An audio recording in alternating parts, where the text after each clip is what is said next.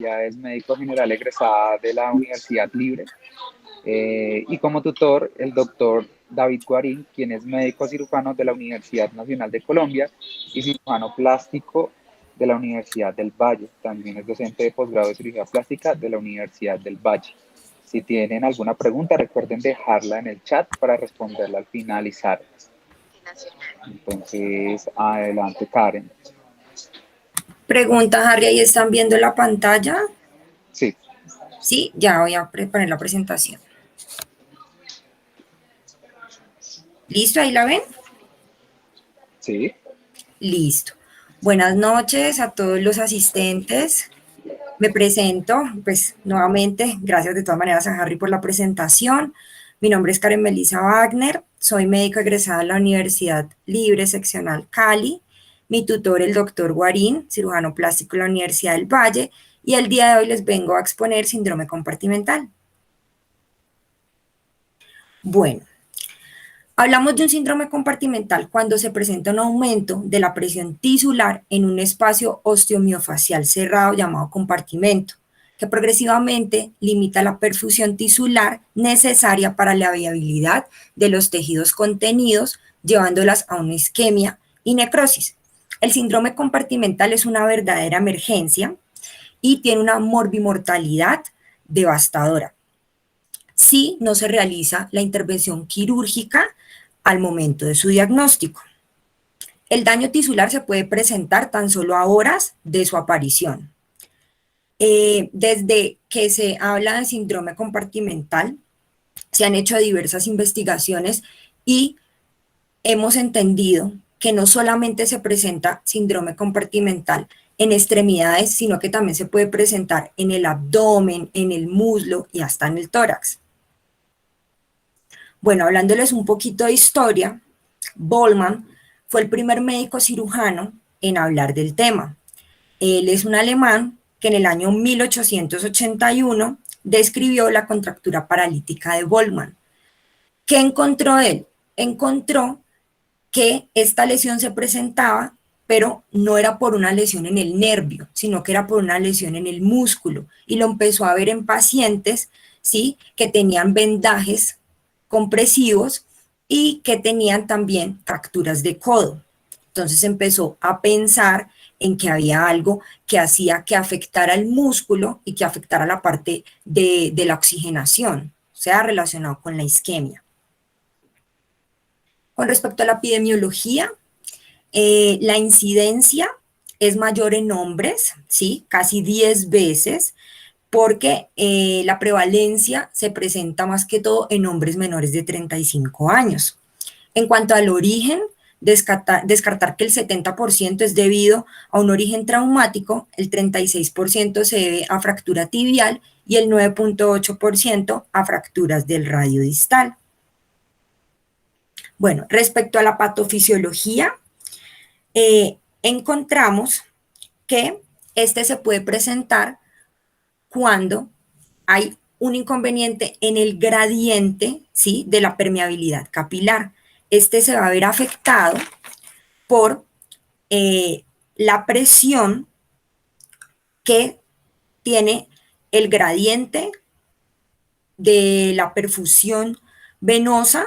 Va a haber un aumento en la presión venosa que va a hacer disminución en el gradiente arteriovenoso, ¿sí?, provocando así aumento de la presión hidrostática, que a su vez va a aumentar la permeabilidad capilar y va a haber fuga de plasma al intersticio, incrementando el edema tisular y empeorando así la hipoperfusión.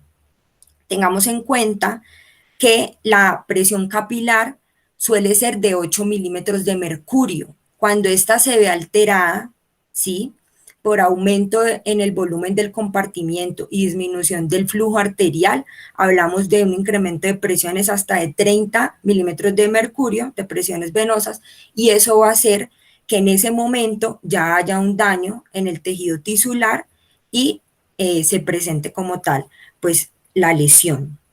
Cuando hay una necrosis nerviosa, ¿sí?, vamos a presentar el primer síntoma parestesias, ¿sí?, que va a ser la anestesia total. Posterior a eso, cuando ya hay daño en necrosis muscular, va a haber una degeneración fibrosa, que esta pues va a llevar también a ocasionar lo que es la isquemia.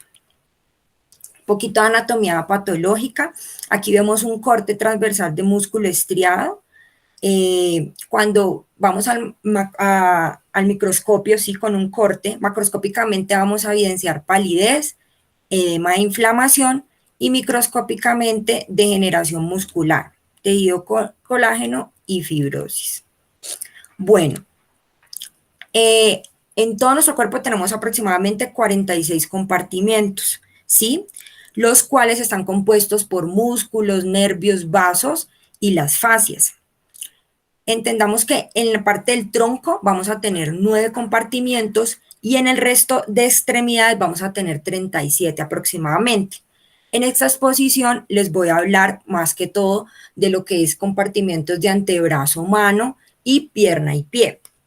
Entonces, los compartimentos del antebrazo está compuesto por un compartimento anterior o palmar, ¿sí? Que cuenta con flexores y pronadores, los 3 nervios mayores de la mano, que serían el mediano, el cubital y el radial, y con un límite anterior de la fascia antebraquial y límite posterior, cúbito, radio y membrana interósea. También está el compartimento posterior o dorsal, que comprende la musculatura extensora supinadora y su único nervio interóseo posterior de la rama motora del nervio radial, con un límite anterior cúbito radio y membrana interósea y límite posterior fascia antebraquial. Los compartimentos de la mano son 10 compartimentos conformados por 3 interóseos palmares, el compartimento hipotenar, el compartimento tenar, 4 interóseos dorsales y el aductor del pulgar. Los compartimentos de la pierna, tenemos 4 compartimientos, compartimento anterior, que va a estar compuesto por los músculos extensor común de los dedos, extensor propio del hallux y tibial anterior. El compartimiento lateral, que está compuesto por los músculos peroneo lateral largo y corto. El compartimento posterior profundo, está compuesto por los músculos flexor largo del hallux, flexor común de los dedos y tibial posterior. Y tenemos también el compartimento posterior superficial, que está constituido por los músculos gemelos y el sóleo. Ven aquí, ya. Los compartimentos del pie, contamos con 5 compartimentos: el compartimento medial de la planta, el compartimento central de la planta, el lateral, el interóseo del pie y el dorsal del pie. Bueno, ahí ya, a grosso modo, pues les expliqué los compartimentos tanto de antebrazo, mano, pierna y pie. Más adelante, pues volveré a tocar el tema de los compartimentos cuando ya les hable del tratamiento, pero para que tengan en cuenta esos compartimentos que acabé de explicar anteriormente. Respecto a la etiología, tenemos una gran variedad de etiología que nos puede desarrollar el síndrome. A grosso modo, tenemos las causas que nos van a disminuir el tamaño del compartimiento, como lo son vendajes tensos, presión externa, cierres quirúrgicos de defectos de fascia, y los que van a hacer que aumente el contenido del compartimento, como lo son hemorragia, aumento de la permeabilidad capilar, aumento de la presión capilar, como les he explicado ahorita en la fisiopatología, hipertrofia muscular, infiltrado por extravasación de sueros y el síndrome nefrótico. Aquí también tengo una tabla donde pues tenemos también las diversas causas con ejemplos. Causas ortopédicas, con ejemplos como la fractura de tibia, que es una de las causas principales de síndrome compartimental, reemplazo total de rodilla, trauma penetrante. En lesiones vasculares tenemos punciones arteriales, hemorragias, trombos. En lesiones del tejido conectivo, rabdomiólisis, contusiones, quemaduras, que también es muy importante. Iatrogénicas, tenemos pues lo que es el vendaje compresivo, anticoagulantes, uso prolongado de torniquetes, que también pues van a hacer que esta presión aumente. Tenemos también otros como lo son el uso de drogas intravenosas, miositis y demás. Bueno, podemos clasificar el síndrome compartimental en agudo, crónico por esfuerzo y síndrome por aplastamiento. En agudo hablamos de fracturas, traumas, ¿sí? lesión arterial, quemaduras, como lo que sucede ahí en el momento. Crónicos, siempre hablamos como por esfuerzo, tenemos aquí pues catalogados los deportistas, ¿sí? Que hacen pues un esfuerzo, son de alto rendimiento y al sobreesforzarse provocan pues lesiones más que todo en los miembros inferiores, ¿sí? Hay algo muy típico en ellos que empiezan a presentar un dolor tipo calambre que aparece durante el ejercicio físico, pero cuando se encuentran en reposo cede. Y tenemos el síndrome por aplastamiento, que es aquella lesión por reperfusión que aparece tras la liberación de un miembro que ha estado atrapado. Generalmente presentan isquemia a las 4 o 6 horas posterior al evento. Aquí ya empezamos con la clínica, pues esta es como una neumotecnia, las 6P, que se presentan pues en el síndrome compartimental.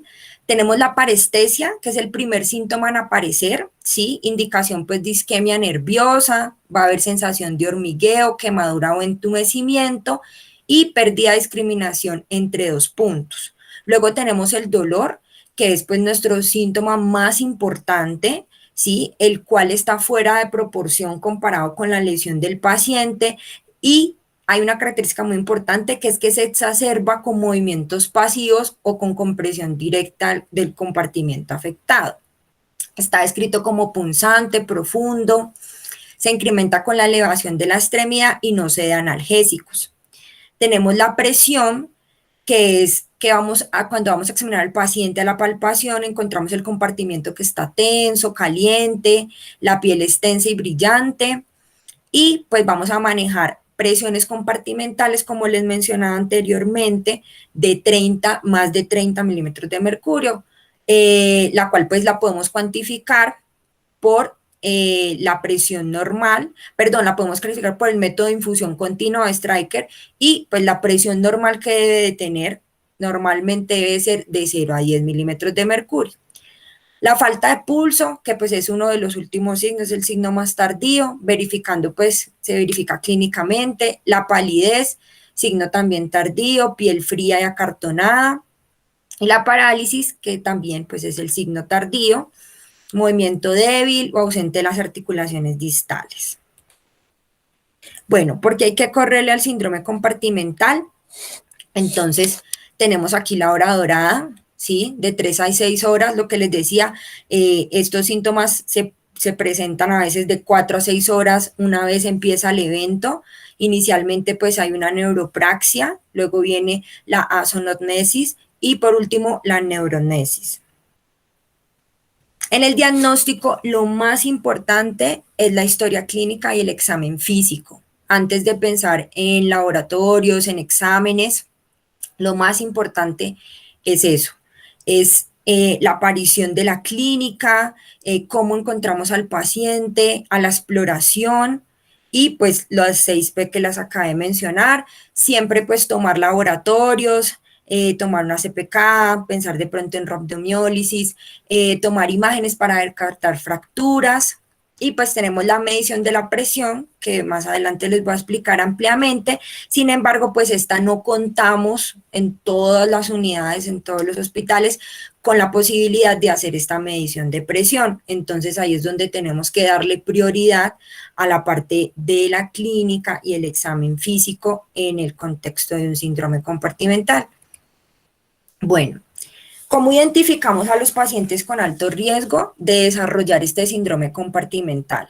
Siempre pensar en el tiempo y en el mecanismo de la lesión, en el tiempo de la evaluación, en el nivel del dolor del paciente, si solamente con la palpación superficial el paciente refiere dolor, ¿sí? Los hallazgos, el nivel de conciencia del paciente, si el paciente responde o no a la analgesia. Esto es muy importante porque el dolor del síndrome compartimental no responde generalmente a la analgesia. Es un dolor supremamente fuerte que no hay respuesta. La anestesia regional, ¿sí? Lo que les mencionaba de la parestesia es que llega a un punto que ya hay anestesia y pues hacer una excelente historia clínica y una historia social. Trampas. Esto hace referencia a como cuando vamos a revisar al paciente, que de pronto no se nos vayan a escapar cositas y que eso haga que de pronto no enfoquemos bien a nuestro paciente y se nos pase un síndrome compartimental, ¿sí? Entonces, en pacientes inconscientes o que no cooperan y se nos es difícil evaluarlo, en pacientes que han tenido una lesión vascular o neurológica previa y en pacientes que hayan recibido analgesia excesiva, pues por obvias razones son pacientes que tenemos que estar un poquito más ahí pendientes, como con toda la parte del examen físico, ya que pues desafortunadamente no va a ser la misma evaluación que un paciente que esté consciente y que nos pueda dar información adecuada. Bueno, respecto a la medición de la presión compartimental, lo que les decía, si tenemos esta herramienta, más no está en todos los servicios ni en todos los sitios donde trabajamos o están rotando, van a ver que pues no se dispone. De todas maneras, si llegáramos a tener esta herramienta, es válido utilizarla. Presiones menores de 30 milímetros de mercurio son aquellas que debemos vigilar de forma estrecha con una monitorización continua por 24 horas. Por arriba de 30 milímetros de mercurio, inmediatamente es indicación para fasciotomía, que es nuestro tratamiento del síndrome compartimental, y más adelante les ampliaré la información. Y por debajo de 10 es normal. Bueno, esto es muy importante, hacer diagnóstico diferencial con el síndrome compartimental. Aquí les traje unos ejemplos, como lo son celulitis, osteomielitis, fracturas de estrés, tenosinovitis, trombosis venosa profunda, oclusión arterial y neuropraxia. Siempre pues tenerlos como en cuenta. Respecto al tratamiento, es fasciotomía, ¿sí? Una vez identifiquemos un síndrome compartimental, el tratamiento es quirúrgico y es una urgencia, ¿sí? Aquí puse estas horas como para recordar la parte de la hora dorada y de la importancia de, una vez hacer el diagnóstico, programar al paciente para evitar daños y lesiones, ¿sí? Y tratar de hacer lo más beneficioso para el paciente, que es llevarlo a fasciotomía. Entonces, a las 2 horas un daño tisular, a las 4 horas lesión muscular o neuropraxia, de 6 a 8 horas ya pues hay un daño mieloneuronal irreversible, ya pues esa extremidad o el compartimento va a estar isquémico, ¿sí? Y pues ya no estaría indicada, yo ya les voy a explicar sobre eso. Bueno, fasciotomía es nuestro tratamiento. Cuando se presenta, depende en la extremidad que se presente, o si se presenta en abdomen, en muslo, en tórax, se deben abrir todos los compartimentos de esa extremidad. Entonces, un ejemplo, se presentó el síndrome compartimental en la pierna, hay que abrir todos los compartimentos, no es que solamente voy a abrir uno, se deben abrir todos. Indicaciones de fasciotomía, pues la primera, síndrome compartimental, también tenemos el trauma vascular arterial o venoso, daño extenso de partes blandas, lesiones por aplastamiento, reintervenciones vasculares y hematoma compresivo. Por aquí, contraindicación. Les puse aquí la contraindicación. Cuando ya llevamos más de 10 horas desde el inicio del cuadro del paciente, pues lo que les decía, a las 6 horas ya va a haber necrosis. Entonces, en meterse a hacer una fasciotomía va a haber un riesgo de sepsis. Hay que evaluar muy bien el paciente, pero hay que tener muy en cuenta los tiempos también, porque pues si ya pasó esa como zona dorada, pues es el riesgo, riesgo que supere beneficio riesgo hay en esos casos. Y también síndrome por aplazamiento con síndrome de reperfusión. Bueno, aquí ahorita con lo que les expliqué de los compartimientos, entonces aquí por lo menos la fasciotomía de mano, lo que vamos a utilizar es la técnica de las 4 incisiones. 2 incisiones, ¿sí? En el segundo y cuarto metacarpiano, que lo que nos van a ayudar es a liberar los interóseos palmares, dorsales, aductor y el aductor pulgar. Luego tenemos en la palma, lo que vamos a hacer es nuevamente 2 incisiones, una al lado del radial del pulgar, ¿sí? El primer dedo, que nos va a liberar la región tenar, y la otra incisión que la vamos a hacer al lado del cúbito, o sea, al lado del quinto dedo, que lo que nos va a hacer es liberar la región hipotenar. Entonces, esta sería la fasciotomía de mano, técnica de las 4 incisiones. Luego tenemos la fasciotomía de antebrazo, ¿sí? Tenemos primero el abordaje de Henry Volar, que lo que vamos a hacer es una incisión que va a iniciar bilateral al epicóndilo medial y se va a extender hasta el taco móvil, ¿sí?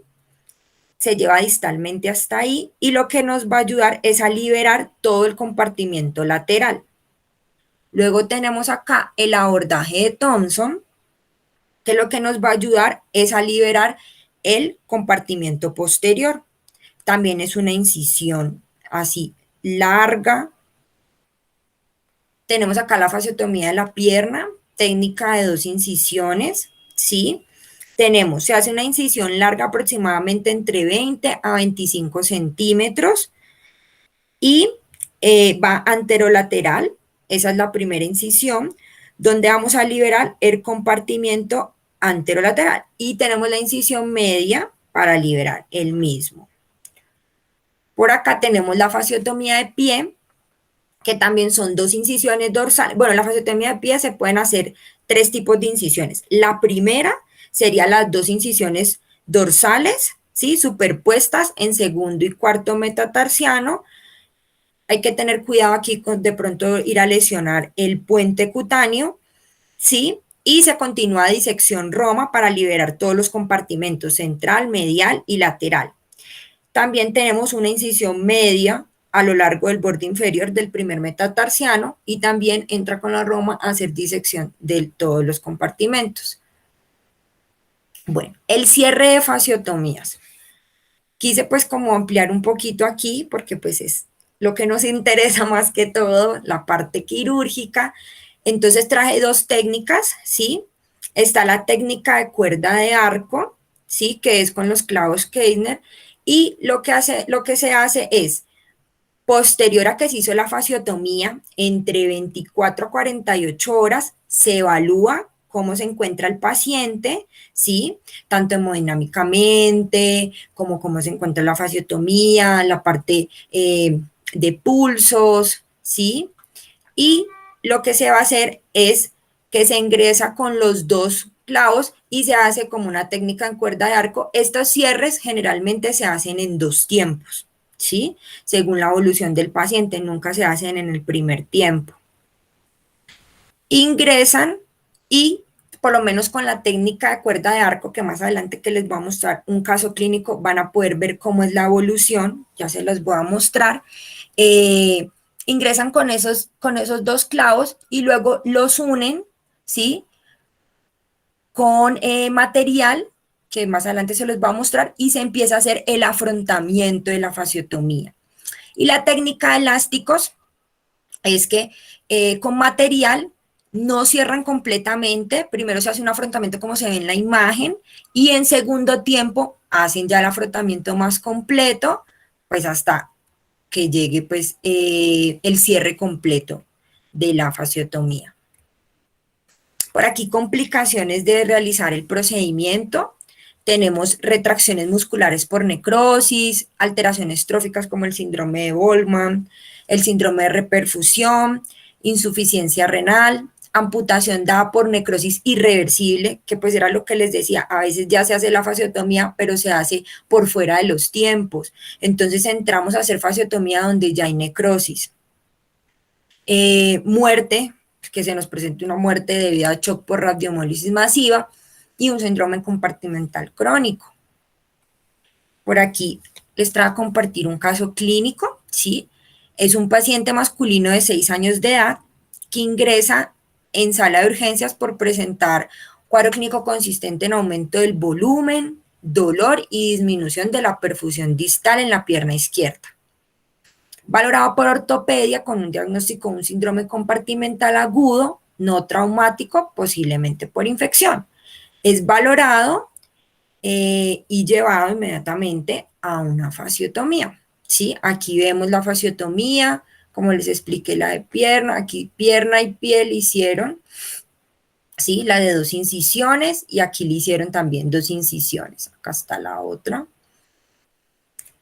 Y aquí utilizaron, bueno, antes de ir hasta allá, el paciente con evolución clínica favorable, se valoró nuevamente el paciente, se valoró como a los 6 días nuevamente el paciente y fue llevado a fasciotomía posteromedial.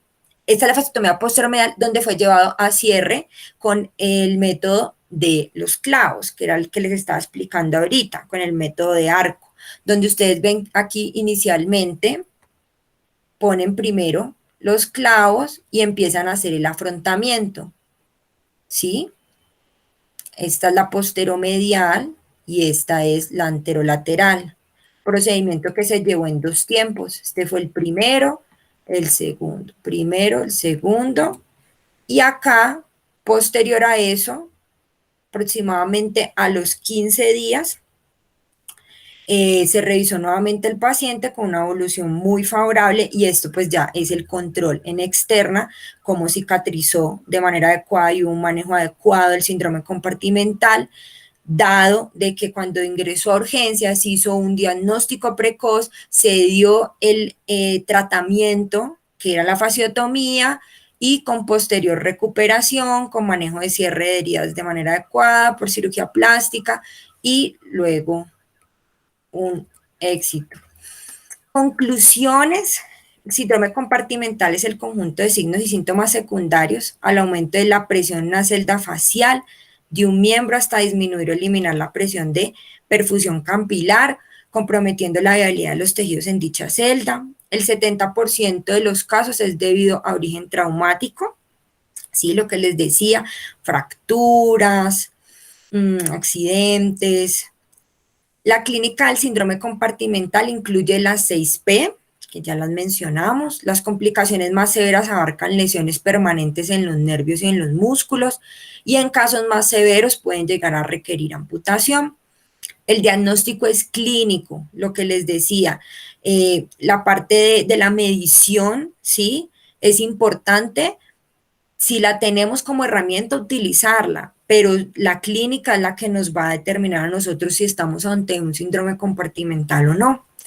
La realización de una fasciotomía depende del compartimiento a descomprimir, que ustedes vieron que según, como les fui diciendo, si era antebrazo, si era mano, tienen diferentes técnicas. Por aquí, pues quería compartir con ustedes un dato curioso, que es la bioluminiscencia, ¿sí? Esta es una foto tomada en unas playas de México. Todos esos punticos que vemos así brillantes son plancton, ¿sí? De plancton de estas algas marinas. Entonces, para los que pronto no habían visto esto, quería compartirles esto, la bibliografía que se utilizó durante la revisión. Y muchísimas gracias a todos los asistentes y gracias a mi tutor. muchas gracias Karen por esta charla. Este tema es muy importante para los médicos generales, que debemos manejar en un servicio de urgencias y saber abordarlo de una manera prioritaria. Y al doctor Guarín por apoyar a Karen en el desarrollo de esta actividad. No sé si el doctor quiera apoyar o decir algo en adición. Hola, Adelante, buenas doctor. noches. ¿Me escuchan? Sí, Doc. Sí, doctor. Bueno, primero, gracias a Karen por invitarme a ser su tutor. Fue muy agradable hacer todo ese proceso de investigación y acompañamiento. Bueno, yo soy cirujano plástico de la Universidad del Valle, también soy docente de la Universidad del Valle, y pues en nuestra especialidad manejamos con alguna frecuencia el síndrome compartimental asociado a quemaduras, a trauma de miembros superiores. Y en otras áreas que quizá no mencionó, por ejemplo en las órbitas, cuando hacemos, hay trauma maxilofacial, también hay síndromes compartimentales en las órbitas que también requieren de manejo urgente. Esta es una entidad, creo que de las más graves a las que nos enfrentamos nosotros, y el gran temor son todas las secuelas que pueden dejar. Si bien en la mayoría de casos puede que no sean mortales, sí pueden dejarle el paciente con una discapacidad bien importante. Por esto lo que mencionaba la doctora de la importancia de un diagnóstico oportuno, de sospechar que el paciente tiene esto, y pues en los casos cuando es prevenible porque en casos iatrogénicos hay que tratar de evitarlos. Y hay un detalle importante que me parece que hay que tener muy en cuenta y es las fasciotomías. Si bien el manejo del síndrome compartimental es hacer una adecuada fasciotomía, esa fasciotomía debe estar hecha por el personal que tenga el mayor entrenamiento en estas.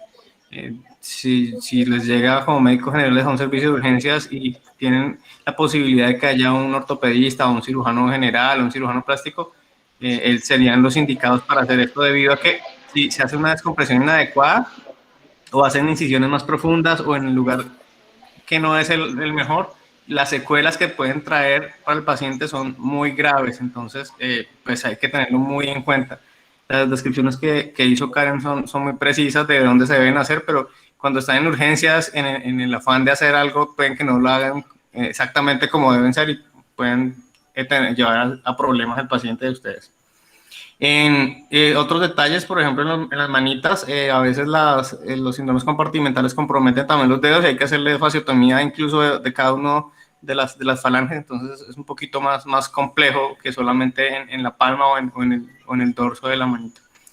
Nada, me parece que es un tema súper importante para todos los médicos generales, más los que están en urgencias, que lo tengan muy presente y que sepan actuar oportunamente porque ese tiempo dorado es un tiempo que si no lo aprovechamos, la posibilidad de tener un buen resultado es muy, muy, muy mal. Gracias a todos de nuevo por la invitación. Doctora Karen, me la felicito por su presentación. Muchas gracias. Gracias. Bueno, muchas gracias, doctor Guarín, por su apreciación y bueno, la importancia que tiene este tema pues para nosotros los médicos generales y claramente a Karen por obviamente sacar adelante esta charla. Espero que tanto como tú y como las otras personas que estén interesadas de pronto sigan adelante en realizar alguna charla y obviamente interesados en nuestro grupo de interés, estar pendientes de nuestras redes sociales donde publicaremos pues las charlas que se vayan a realizar en el transcurso de los siguientes días. No tenemos ninguna pregunta en este momento. Eh, el doctor Bernardo dice que muy clara la presentación. Gracias a los doctores por su participación el día de hoy, Karen.